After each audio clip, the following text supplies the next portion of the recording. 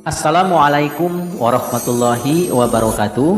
Saudara pemirsa, semoga saat ini kita selalu ada dalam lindungan Allah Subhanahu wa taala. Amin ya Allah ya rabbal alamin. Kalau kita lagi ditimpa sakit atau keluarga kita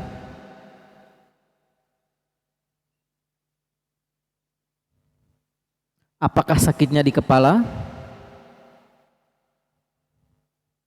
Apakah sakitnya di perut?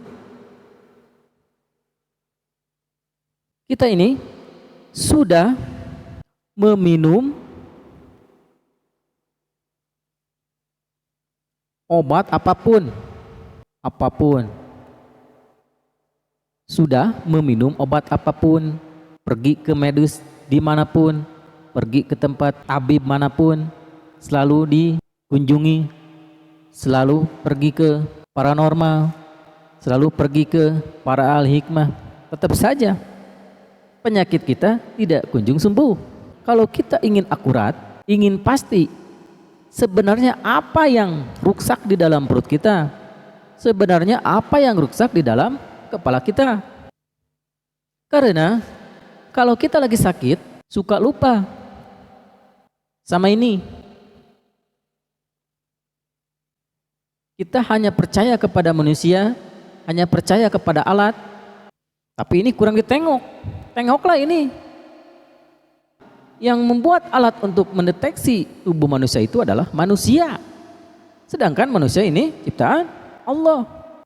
Kita kan tidak tahu apakah ini penyakit pertanda bahwa kita sebentar lagi akan meninggal karena untuk menghapus dosa.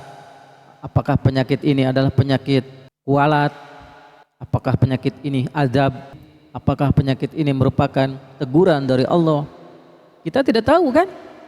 Nah makanya kalau kita mentok maka kembalilah pada Al-Quran dan jangan lupa like, subscribe, nyalakan lonceng, pilih semua dan bagikan kepada teman-teman. Kita pergi ke rumah sakit malah habis duit, pergi ke paranormal malah jadi tidak normal.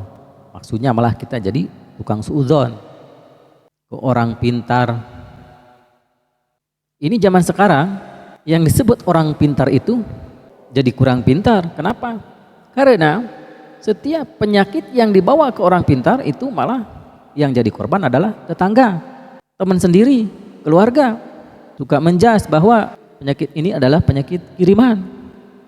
Pasti ini zaman sekarang itu sudah tidak ada yang akurat lagi. Zaman sekarang beda dengan dulu, maka jadi suudon.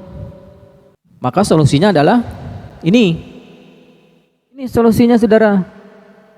Bukalah Al-Quran surat Al-An'am 103. Membacanya saudara diwakop. Maksudnya apa? Diwakop biar tahu maksudnya, biar kita membayangkan. Makanya harus sambil membuka Al-Quran supaya ini makhrajnya tidak salah, meskipun salah pengucapkan tapi kita melihatnya akurat. La tudrikuhul absar. Bayangkan bahwa dia tidak bisa dicapai, tidak bisa dijangkau dengan penglihatan mata. Hu maksudnya ke Allah, domir saja. Ini huwa maksudnya ke Allah. Terus wa huwa yudrikul absar. Sedangkan Allah itu dapat melihat segala yang kelihatan. Terus ini wa huwal latiful khabir, dan dialah yang maha lembut, yang maha goib, yang maha halus. Al-khabir, yang maha mengetahui, yang maha teliti. Akurat ini, bakal akurat, tidak akan melenceng, tidak akan meleset.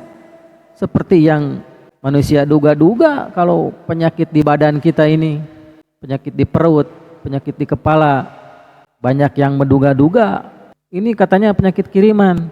Ada yang iri terhadap kita. Tinggalkan kebiasaan itu, kebiasaan pergi ke orang-orang yang suka menebak-nebak. Ke Allah dulu. Kalau sudah akurat petunjuk dari Allah, lalu terserah Anda mau pergi ke dokter, mau mengobati sendiri, atau memang benar-benar ada penyakit kiriman, pergi ke para ahli hikmah, silahkan.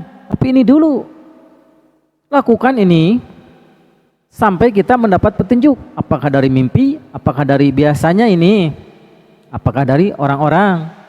Tapi biasanya ini sudah saya testimoni kepada orang-orang yang mempunyai penyakit, supaya akurat, tidak nuduh orang, tidak suudzon. Ini biasanya petunjuknya adalah setelah 2 hari, 3 hari kita ngobrol dengan orang. Apakah dengan teman, apakah dengan keluarga, apakah dengan orang yang tidak dikenal, begitu tiba-tiba kita ngobrol tentang penyakit yang diderita olehnya. Penyakitnya sama dengan kita, dan bahkan sekaligus dia ngasih tahu obatnya. Apakah obat dari dokter, apakah obat herbal. Ini lakukan, berwudulah dulu, baca 21 kali. Tapi ini kuncinya, jadi kita fokusnya bukan ke bilangan, fokusnya ke sini. Maksud dari bacaan ini, kalau mau wasol silahkan. Kalau Anda sudah paham tentang ayat ini, la tudrikuhul absaru wa huwa yudrikul absara wa huwal latiful khabir, silahkan baca 21 kali. Tapi pelan-pelan membacanya, dihayati, jangan buru-buru. Setelah itu mintalah pada Allah, mintanya terserah Anda. Misalkan, ya Allah, penyakit apa yang diderita olehku di perutku ini? Ya Allah, kepalaku ini ada penyakit apa di dalamnya? Aku mohon petunjuk. Begitu saja. Jangan ribet-ribet ya. Jangan bingung. Kita ini punya Allah. Setiap penyakit ada obatnya, kecuali malas berobat. Semoga dengan cara ini kita bisa menghilangkan suudzon ke orang lain. Semoga bermanfaat dan menjadi inspirasi buat Anda. Wabil taufiq wal hidayah. Wassalamualaikum warahmatullahi wabarakatuh.